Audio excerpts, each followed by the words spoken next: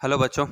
आज अपन अपना बोर का जो एटॉमिक मॉडल है उसके बेसिक पॉइंट जो पोस्टुलेट्स हैं उनको कंटिन्यू करते हैं। लास्ट टाइम हमने एनर्जी, वेलोसिटी, रेडियस फाइंड कर लिया था। आज हम बात आगे करते हैं। इसमें देखो टर्म आती है क्वांटाइजेशन।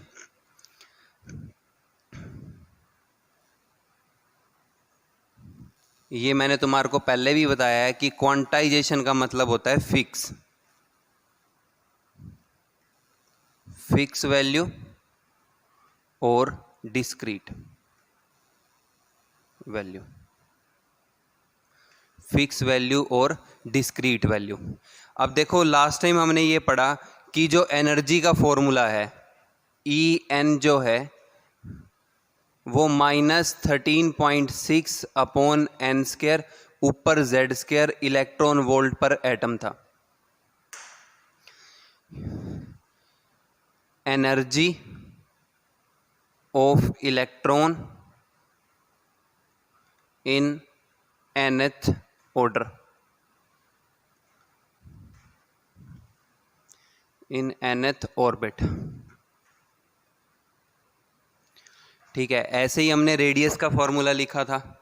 रेडियस के फॉर्मूले के लिए हमने लिखा था r n is equal to a naught into n square by z, where a naught was 0.529 picometre,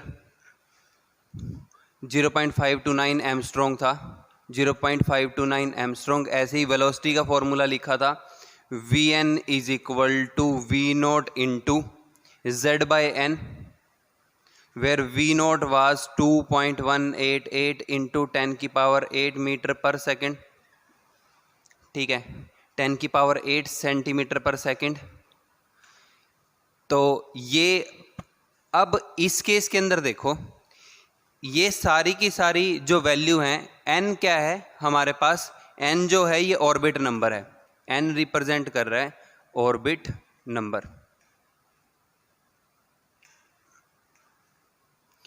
अब इस केस के अंदर अभी देखो कि भाई फिक्स वैल्यू का मतलब क्या है कि मान लो कि ये न्यूक्लियस है, ये n इज इक्वल टू 1 है, ये n इज इक्वल टू 2 है, ये n इज इक्वल टू 3 है, और ये सीक्वेंस ऐसे बढ़ता रहता है। इसका मतलब क्या है कि जब इलेक्ट्रॉन इस ऑर्बिट के अंदर रिवॉल्व कर रहा होगा तो उसकी एनर्जी क्या होगी, फिक्स होगी। ठीक है, electrons revolving in n is equal to 1 has fix energy. Electron जो n is equal to 1 orbit में रिवॉल्व कर रहा है उसकी एनर्जी क्या होगी, फिक्स होगी। मैं ये कल भी मैंने आपको पॉइंट बताया था कि भाई ऑर्बिट की एनर्जी जो है वो किसके इक्वल होगी, एनर्जी ऑफ इलेक्ट्रॉन के। जो हम ऑर्बिट एनर्जी फाइंड कर रहे हैं वो इक्वल है energy of electron in that orbit. ठीक है भाई। अब रेडियस ऑफ इलेक्ट्रॉन जो है उसकी वैल्यू भी फिक्स है। Radius of orbit, radius of orbit has also fix values. जो ऑर्बिट की जो वैल्यू है वो भी क्या है, फिक्स है। अगर देखो मैं हाइड्रोजन एटम का एग्जांपल लेके चलूं, ठीक है भाई, अगर मैं आपको ये कहूं कि 4 हाइड्रोजन एटम, हाइड्रोजन एटम के लिए Z की वैल्यू कितनी होती है, 1। तो भाई अगर Z की वैल्यू 1 है तो अगर मैं डिफरेंट ऑर्बिट्स की एनर्जी निकालूं,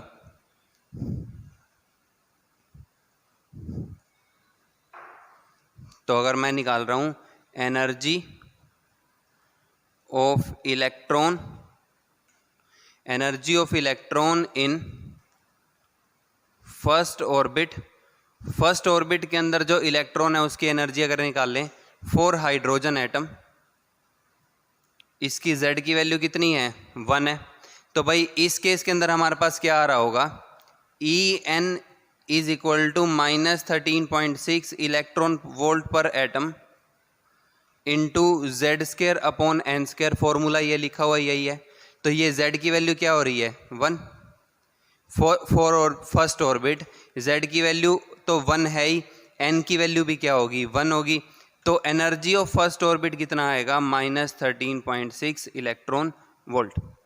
ऐसे ही अगर दूसरे ऑर्बिट की निकाल लें E2 तो -13.6 इंटू 1 अपॉन 2 का स्क्वायर करोगे 4 तो -3.6 इलेक्ट्रॉन वोल्ट।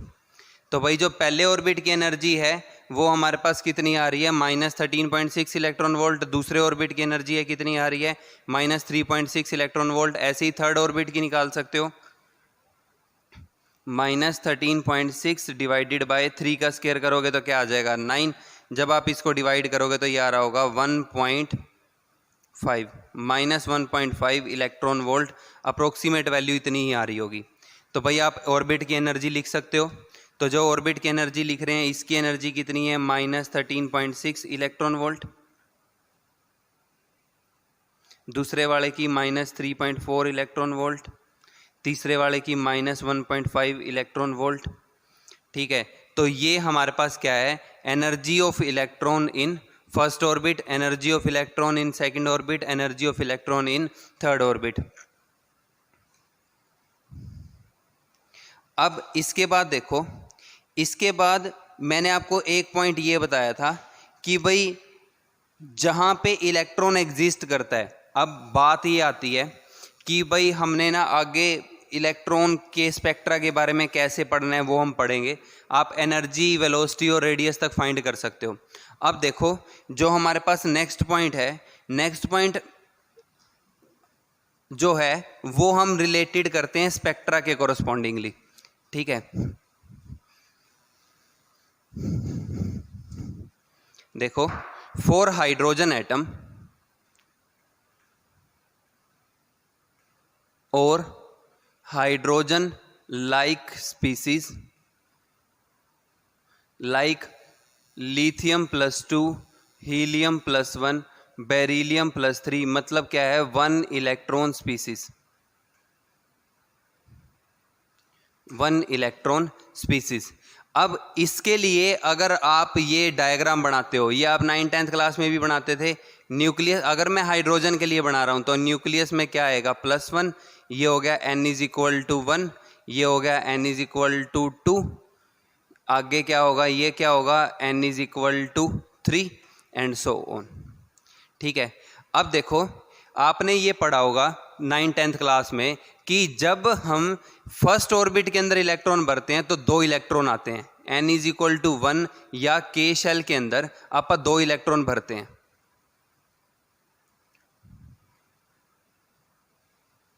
लेकिन यहाँ पे तो कितना इलेक्ट्रॉन है, एक है। तो ये इलेक्ट्रॉन कहाँ पे एग्जिस्ट कर रहा होगा, ये तो न्यूक्लियस है, न्यूक्लियस के बाद इसमें क्या है 1 इलेक्ट्रॉन है। ठीक है, तो देखो इलेक्ट्रॉन जहां पे एग्जिस्ट कर रहा होता है उस स्टेट को हम कहते हैं ग्राउंड स्टेट। ठीक है, तो इसको मैं क्या कहूंगा ग्राउंड स्टेट।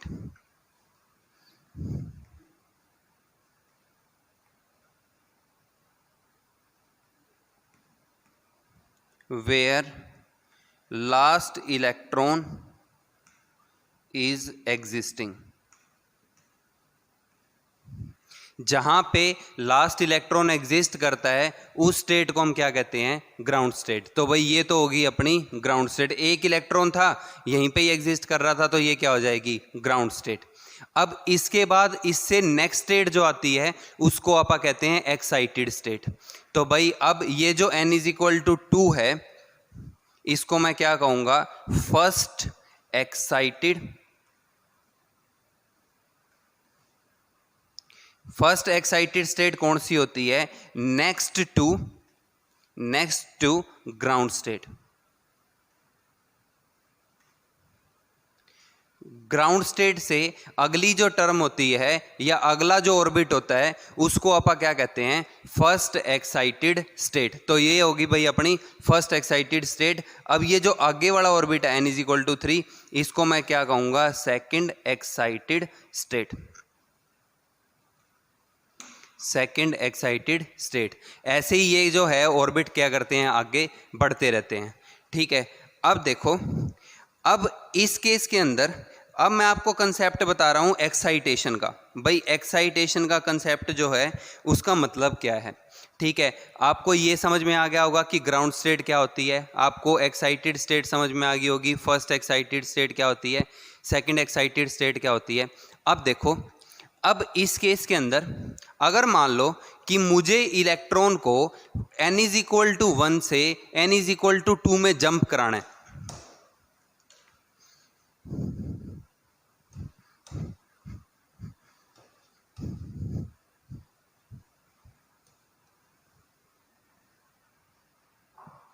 देखो मान लो if we want to excite, excite का मतलब होता है jump, if we want to jump electron from n is equal to 1 to n is equal to 2, अगर मैंने इलेक्ट्रॉन को n इज इक्वल टू 1 से n इज इक्वल टू 2 पे jump कराना है तो मुझे कितनी एनर्जी सप्लाई करनी पड़ेगी। देखो n इज इक्वल टू 1 की एनर्जी कितनी है, -13.6 इलेक्ट्रॉन वोल्ट पर एटम, किसके लिए, हाइड्रोजन एटम के लिए। मैं हाइड्रोजन एटम का एग्जांपल लेके आपको सोल्व करा रहा हूँ ये, ठीक है।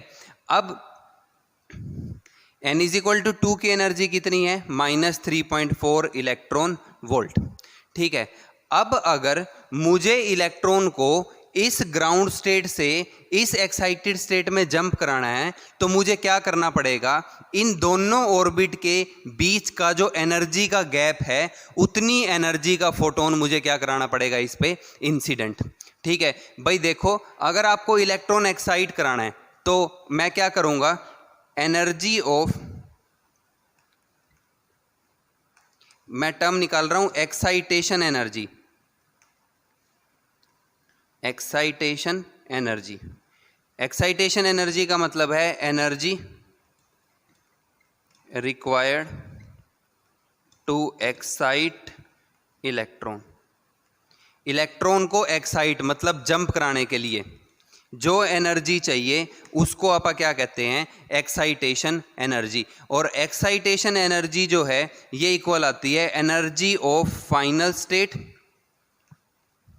फाइनल स्टेट का मतलब है वेयर इलेक्ट्रॉन इज गोइंग, जहां पे इलेक्ट्रॉन जा रहा है, माइनस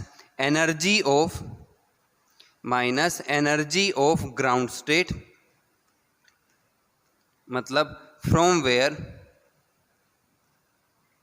इलेक्ट्रॉन इज कमिंग, जहां से इलेक्ट्रॉन जो है वो वापिस आ रहा है। तो अब एक्साइटेड स्टेट कौन सी है, n इज इक्वल टू 2। मैंने क्वेश्चन क्या लिखा है, मुझे इलेक्ट्रॉन जंप कराना है कहां से, n इज इक्वल टू 1 से लेके n इज इक्वल टू 2 पे, तो ये क्या हो जाएगी भैया अपनी final state.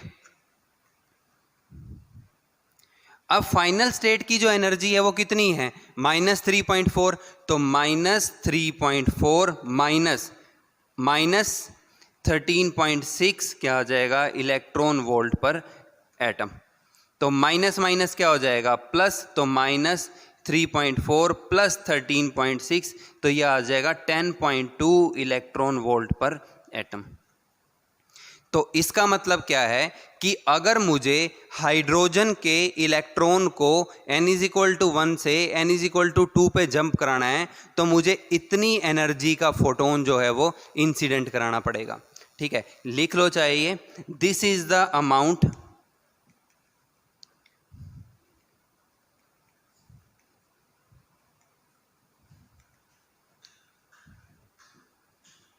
which is required to excite electron from n is equal to 1 to n is equal to 2, n is equal to 1 से लेके n is equal to 2 पे इलेक्ट्रॉन को एक्साइट कराने के लिए मुझे क्या करना पड़ेगा, इतनी एनर्जी की ज़रूरत पड़ेगी। मैं सारा का सारा टॉपिक इसी पॉइंट पे ही आपको एक्सप्लेन कर रहा हूँ। अब आप देखो इसका मतलब क्या है।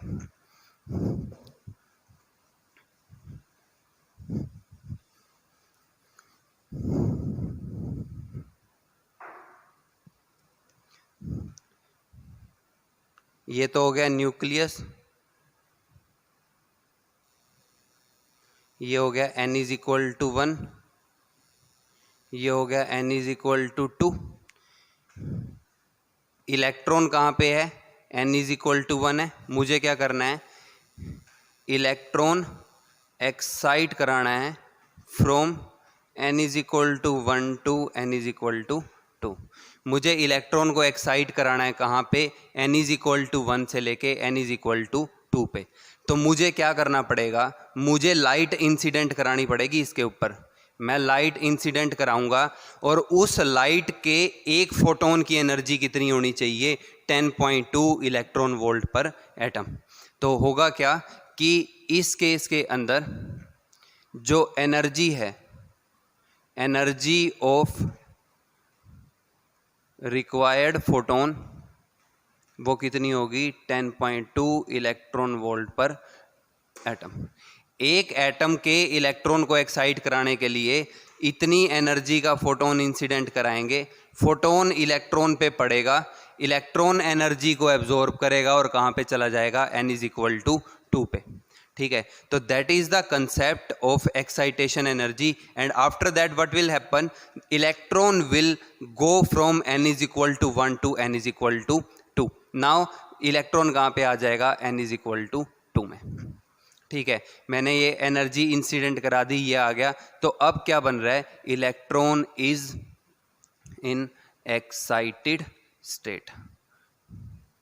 इलेक्ट्रॉन कहाँ पे है भाई, इलेक्ट्रॉन अब जो है वो एक्साइटेड स्टेट के अंदर है और वो यहाँ पे आ रहा है। तो ये कंसेप्ट है एक्साइटेशन ऑफ इलेक्ट्रॉन का।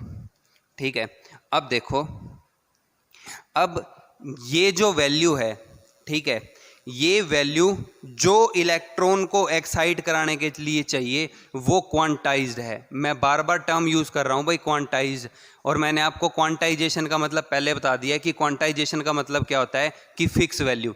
ठीक है, तो इसका मतलब क्या है कि जो एक्साइटेशन एनर्जी की वैल्यू है वो क्या है, हमेशा क्वांटाइज्ड है, क्या है, फिक्स है। भाई अगर इलेक्ट्रॉन को n इज इक्वल टू 1 से n इज इक्वल टू 2 पे जंप कराना है तो ये वैल्यू फिक्स है कि फोटोन की एनर्जी कितनी होनी चाहिए, 10.2 इलेक्ट्रॉन वोल्ट पर एटम। अगर फोटोन की एनर्जी इतनी नहीं है then electron will not move from that space. ठीक है, अगर if we are striking electron of, if we are striking photon of energy less than 10.2 electron volt पर एटम, अगर मैं 10.2 इलेक्ट्रॉन वोल्ट से कम का फोटोन इंसिडेंट करा रहा हूं, electron will not excite. Electron जो है वो एक्साइट होगा ही नहीं, मतलब जंप करेगा ही नहीं। ठीक है, अगर ऐसे ही इलेक्ट्रॉन 10.3 इलेक्ट्रॉन वोल्ट का है फोटोन तो भी इलेक्ट्रॉन एक्साइट नहीं करेगा। तो इसका मतलब क्या है कि अगर इलेक्ट्रॉन को n इज इक्वल टू 1 से n इज इक्वल टू 2 के ऊपर इंसिडेंट कराना है तो वो वैल्यू क्या होगी, फिक्स होगी। अब ऐसे ही आपको वो बहुत सारे क्वेश्चन पूछेगा इसमें, इस पे से क्वेश्चन इसी तरीके से बनता है कि भाई इलेक्ट्रॉन को n इज इक्वल टू 1 से n इज इक्वल टू 3 पे एक्साइट कराने के लिए कितनी एनर्जी चाहिए, तो n इज इक्वल टू 3 की एनर्जी निकाल लो, n इज इक्वल टू 1 की एनर्जी निकाल लो, आप सब्ट्रैक्ट कर सकते हो और आपके पास क्या आ जाएगा, एनर्जी रिक्वायर्ड फॉर एक्साइटेशन। ठीक है, अब मान लो कि भाई वो क्वेश्चन हमारे से ये पूछ ले कि 1 मोल एटम है, उसको एक्साइट कराने के लिए कितनी चाहिए, एक एटम को एक्साइट कराने के लिए कितनी एनर्जी चाहिए, 10.2 इलेक्ट्रॉन वोल्ट पर एटम। अब 1 मोल के अंदर कितने एटम होते हैं, 6.022 इंटू 10 की पावर 23। आप मल्टीप्लाई कर दोगे उससे तो आपके पास क्या आ जाएगा, वो अमाउंट ऑफ एनर्जी आ जाएगी जो किसके लिए चाहिए, 1 मोल के लिए। ये जब हम क्वेश्चन करेंगे तो मैं आपको 1 बाय 1 बताऊंगा सारे कैसे सोल्व करने हैं। पहले बेसिक पॉइंट ये था कि what is the concept of excitation energy and how this value is quantize, so it is the actual explanation of that concept. ठीक है, अब भाई बात ये आती है कि भाई आप एनर्जी की वैल्यू को नेगेटिव लेके चल रहे हैं। अगर आपने नोट करा हो तो मैंने जहाँ पे भी फॉर्मूला लिखा है एनर्जी का, हर बार मैंने एनर्जी की वैल्यू को नेगेटिव लिख के छोड़ दिया। तो अब क्वेश्चन ये आता है कि how value of energy can be negative, energy तो नेगेटिव हो ही नहीं सकती। आप ये कहते हैं कि भाई एनर्जी जो है वो हमेशा पॉजिटिव होती है, आप यही पढ़ते रहते थे। लेकिन अब यहाँ पे जैसे ये फॉर्मूला लिखा तो यहाँ पे भी एनर्जी की वैल्यू को नेगेटिव लिया मैंने, यहाँ पे भी एनर्जी की वैल्यू को नेगेटिव लिया। तो भाई इलेक्ट्रॉन की एनर्जी जो है वो नेगेटिव कैसे होती है, अब हम इसको पढ़ते हैं। ठीक है, तो नेक्स्ट पॉइंट यही है कि how value of energy is negative in case of electron.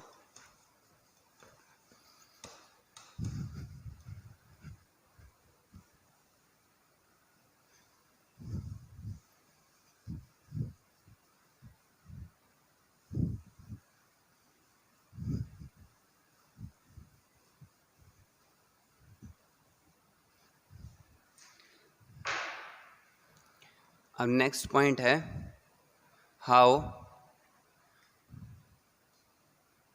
Energy of electron is negative in orbits. Orbits के अंदर इलेक्ट्रॉन की एनर्जी नेगेटिव होती है कैसे। ठीक है, अब देखो मान लो कि ये न्यूक्लियस है, मैं हाइड्रोजन एटम के लिए एक्सप्लेन कर देता हूँ, आप बाकी किसी के लिए भी कर सकते हो। हाइड्रोजन एटम के केस में क्या होता है कि न्यूक्लियस में +1 चार्ज होता है, ये n = 1 है, ये n = 2 है, और ऐसे ही बहुत सारे ऑर्बिट हैं। ठीक है, अब पहले हम ये मान लेते हैं कि भाई इलेक्ट्रॉन जो है वो रेस्ट पे है। ठीक है, electron is at rest, that is out of orbits, orbit से बाहर है। ठीक है, और एट रेस्ट जो है इलेक्ट्रॉन की जो एनर्जी है वो हम हमेशा 0 लेके चलते हैं। Energy of electron at rest और at infinite distance from nucleus, nucleus से इनफाइनाइट डिस्टेंस के ऊपर जो एनर्जी है इलेक्ट्रॉन की वो कितनी होती है, 0। ये आपको ध्यान रखना है कि एट इनफाइनाइट डिस्टेंस और एट इनफाइनाइट ऑर्बिट इलेक्ट्रॉन की जो एनर्जी है वो कितनी होगी, 0, मतलब जब बाहर है। ठीक है, तो अब कंसेप्ट ये है, आपने ये पहले भी पढ़ा हुआ है कि जब बॉन्ड बनता है तो एनर्जी निकलती है, बॉन्ड तोड़ने के लिए एनर्जी देनी पड़ती है। मान लो कि कोई चीज़ सॉलिड है, आपने अगर उसको लिक्विफाई करना है तो आपको हीट करना पड़ेगा, सीधी सी बात है कि भाई लोहे को पिघलाना है तो क्या करना पड़ेगा, उसको हीट करना पड़ेगा। मतलब उसके जो अंदर बॉन्ड हैं उन बॉन्ड को तोड़ने के लिए क्या करनी पड़ेगी, एनर्जी देनी पड़ेगी। वही कंसेप्ट आपने यहाँ पे लगाना है कि भाई जब बॉन्ड बनेगा, बॉन्ड फॉर्मेशन होगी तो उस टाइम पे क्या होगा, बॉन्ड फॉर्मेशन के टाइम पे क्या होगा, एनर्जी रिलीज होगी। ठीक है, और अगर आपने बॉन्ड ब्रेक कराना है तो ब्रेक कराने के लिए क्या चाहिए, एनर्जी रिक्वायर्ड। ठीक है, बॉन्ड का मतलब क्या होता है, बॉन्ड का मतलब है फोर्सेस ऑफ अट्रैक्शन। जो बॉन्ड का मतलब है वो ये है भाई, अगर फोर्स ऑफ अट्रैक्शन बनाने हैं तो एनर्जी निकलेगी, अगर फोर्स ऑफ अट्रैक्शन तोड़ने हैं तो क्या करना पड़ेगा, एनर्जी देनी पड़ेगी। भाई इलेक्ट्रॉन के ऊपर क्या होता है, इलेक्ट्रॉन के ऊपर होता है नेगेटिव चार्ज, न्यूक्लियस के अंदर क्या होता है, पॉजिटिव चार्ज। ठीक है, अब क्या होगा, नेगेटिव पॉजिटिव में क्या होती है, अट्रैक्शन। ठीक है, मैंने अभी आपको क्या कहा कि भाई अगर फोर्स ऑफ अट्रैक्शन, बॉन्ड का मतलब क्या होता है, फोर्स ऑफ अट्रैक्शन, अगर फोर्स ऑफ अट्रैक्शन जनरेट हो रही है तो एनर्जी क्या होगी, रिलीज होगी। अब जैसे जैसे इलेक्ट्रॉन न्यूक्लियस के पास आ रहा है तो नेगेटिव और पॉजिटिव में क्या होगी, अट्रैक्शन। मान लो कि दो चुंबक हैं, एक चुंबक बहुत दूर रखी हुई है, एक चुंबक यहाँ पे है, अट्रैक्शन होगी, बिल्कुल भी नहीं होगी। ऐसा थोड़ी है कि बहुत दूर रखा हुआ और ये खींच लेगा। लेकिन जैसे जैसे चुंबक पास आती हैं, दो चुंबक जब पास आती हैं, दो मैग्नेट पास आती हैं, तो इनके बीच में क्या होती है, अट्रैक्शन। ऐसे ही जब मैं इलेक्ट्रॉन को from infinite distance to nucleus के पास ला रहा हूं तो क्या होगी, अट्रैक्शन होगी, अट्रैक्शन होने पे एनर्जी क्या होगी, रिलीज होगी। भाई पहले एनर्जी कितनी थी, 0, अब उसने और एनर्जी रिलीज कर दी तो वैल्यू क्या होगी, नेगेटिव। तो हम इसलिए क्या कहते हैं कि जो इलेक्ट्रॉन की एनर्जी है किसी भी ऑर्बिट के अंदर वो क्या होती है, नेगेटिव होती है। That is the basic reason behind that. ठीक है, अब मान लेते हैं कि भाई इलेक्ट्रॉन अगर from infinite distance to n is equal to 1 पे आके रुक गया। ठीक है भाई, इलेक्ट्रॉन आप यही बना लेते हैं कि इलेक्ट्रॉन यहां पे आया, electron from infinite distance is coming and will stop in if it stops in orbit 1। तो भाई अगर इलेक्ट्रॉन ऑर्बिट 1 में आके रुक रहा है तो उसने कितनी एनर्जी लॉस कर दी होगी, -13.6 इलेक्ट्रॉन वोल्ट एनर्जी जो है, 13.6 इलेक्ट्रॉन वोल्ट जो है उसने एनर्जी लॉस कर दी होगी। तो भाई इतनी एनर्जी अगर उसने लॉस कर दी तो इलेक्ट्रॉन की एनर्जी बचेगी कितनी, 0 में से ये माइनस करोगे तो भाई कितना बच जाएगा, -13.6 इलेक्ट्रॉन वोल्ट। इलेक्ट्रॉन की इस ऑर्बिट के जो अंदर एनर्जी है वो इतनी आ जाएगी। ठीक है, तो it will lose 13.6 electron volt energy. Now remaining energy is -13.6 electron volt. भाई 0 थी, 0 में से 13.6 निकल गई, कितनी बच गई, -13.6 इलेक्ट्रॉन वोल्ट। अगर मान लो ऐसे ही electron from infinity n is equal to 2 पे रुकता है, electron from infinity comes, if electron from infinity comes and stops in n is equal to 2। अगर electron n is equal to infinity से n इज इक्वल टू 2 के ऊपर आके रुक रहा है तो वो कितनी एनर्जी को लॉस करेगा, 3.4 इलेक्ट्रॉन वोल्ट एनर्जी को क्या कर देगा, लॉस कर देगा। तो बचेगी कितनी, -3.4 इलेक्ट्रॉन वोल्ट एनर्जी जो है वो बच जाएगी। अब बात ये आती है कि भाई ये 13.6 है, ये 3.4 है, ऐसा क्यों होगा। मान लो कि दो चुंबक इतनी दूर हैं, अट्रैक्शन कम होगी, अट्रैक्शन कम है तो इसका मतलब क्या है कि कम एनर्जी निकल रही है। अगर दो चुंबक पास हैं, अट्रैक्शन ज़्यादा है तो एनर्जी ज़्यादा निकल रही है। इसलिए जितना न्यूक्लियस के पास इलेक्ट्रॉन आ रहा है उतनी एनर्जी लॉस कर रहा है, जितना दूर है उतनी एनर्जी कम लॉस कर रहा है। अगले वाले पे देख लेना बना के, 1.51 इलेक्ट्रॉन वोल्ट आएगी एनर्जी। ठीक है, तो भाई इतनी एनर्जी को अगर इलेक्ट्रॉन लॉस कर रहा है तो वो कहाँ पे रुक जाएगा, n इज इक्वल टू 3 पे। तो इस ऑर्बिट की एनर्जी क्या होती है, -1.51 इलेक्ट्रॉन वोल्ट पर atom. So this is the concept of electronic energy as an negative energy. भाई नेगेटिव होती क्यों है। ठीक है, अब भाई एक क्वेश्चन आता है यहाँ से आयनाइजेशन एनर्जी का। आपने 10th में चैप्टर पढ़ा था, 10th में आपने पढ़ा होगा कि आयनाइजेशन एनर्जी क्या होती है, वो अमाउंट ऑफ एनर्जी है जो किसी भी एटम में से इलेक्ट्रॉन को निकालने के लिए चाहिए। ठीक है, अगर मैं आपको एक बार डेफिनेशन लिख के दूं तो आयनाइजेशन एनर्जी की डेफिनेशन ये थी,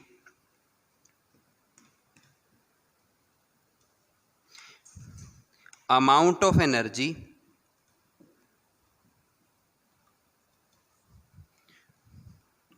which is required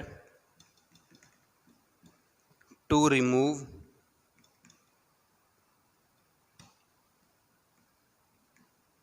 electron completely out of atom। Electron को एटम में से बाहर निकालने के लिए जितनी एनर्जी चाहिए उसको अपन क्या कहते हैं, आयनाइजेशन एनर्जी। अब कंप्लीटली बाहर निकालने का मतलब क्या है कि भाई अट्रैक्शन नहीं होना चाहिए। मतलब आपा ने इलेक्ट्रॉन को कहाँ पे भेजना है, आपा ने इलेक्ट्रॉन को इन्फिनिटी पे भेजना है।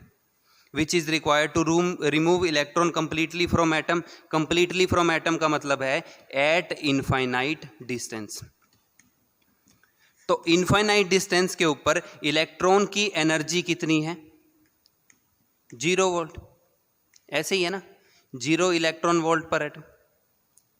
या इलेक्ट्रॉन की जो एनर्जी है एट एन इनफाइनाइट डिस्टेंस वो कितनी है, 0 इलेक्ट्रॉन वोल्ट है। अगर मान लो कि वो आपसे क्वेश्चन में ये पूछ ले कि calculate amount of energy which is required to remove electron from n is equal to 2, तो एन इज, अगर वो मान लो हमारे को क्वेश्चन में ये कह देता है, मैं अगर आपको अब क्वेश्चन की स्टेटमेंट लिख दूं, मान लो वो हमें ये कह रहा है कि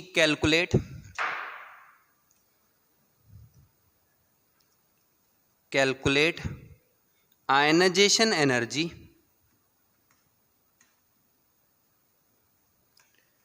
ऑफ इलेक्ट्रॉन फ्रॉम सेकंड या from first excited state of hydrogen, या आप हाइड्रोजन की जगह लिख लो लिथियम +2 एटम।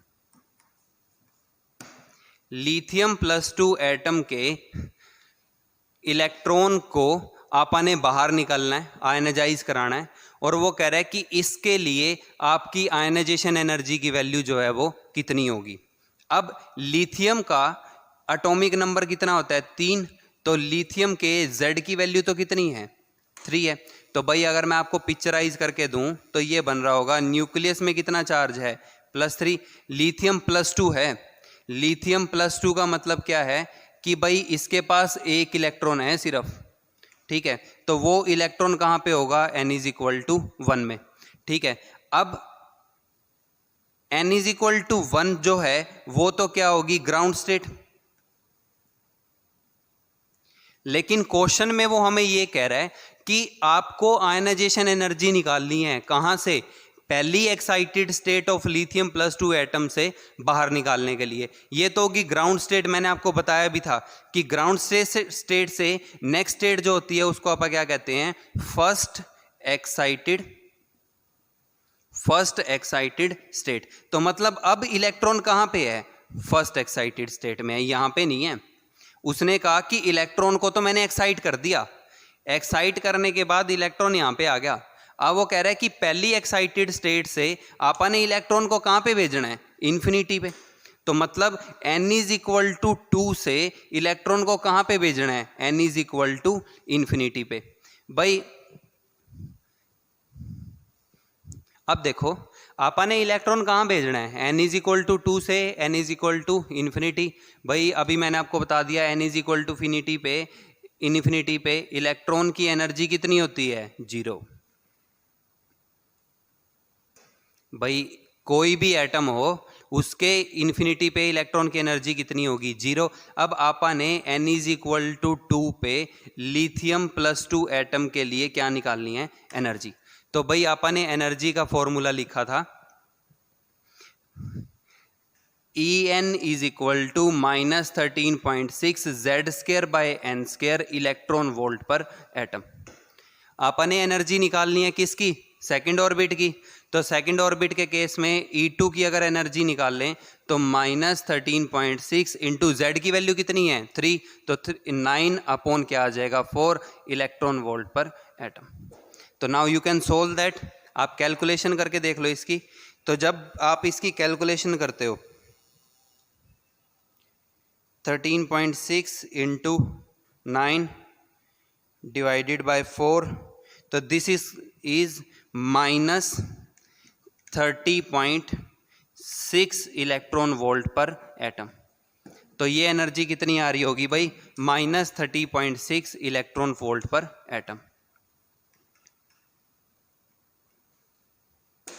अब एक्साइट ही तो करना है, तो एक्साइटेशन एनर्जी क्या निकाल रहे थे, फाइनल माइनस इनिशियल। तो एक्साइटेशन एनर्जी को अब यहां पे आप क्या कह देंगे, आयनाइजेशन एनर्जी।